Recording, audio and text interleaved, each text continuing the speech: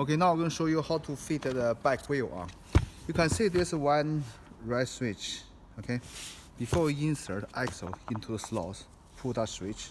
Okay, and then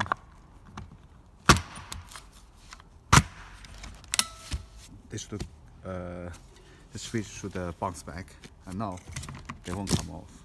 Okay, exactly same like this side.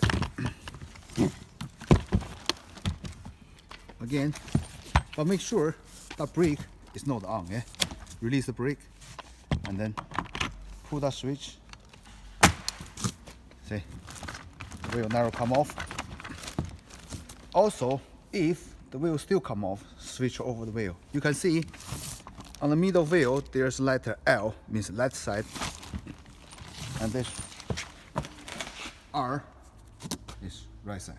Switch over, then we work straight away. Just make sure you pull that switch, yeah, and make sure the brake is not on. They should touch properly.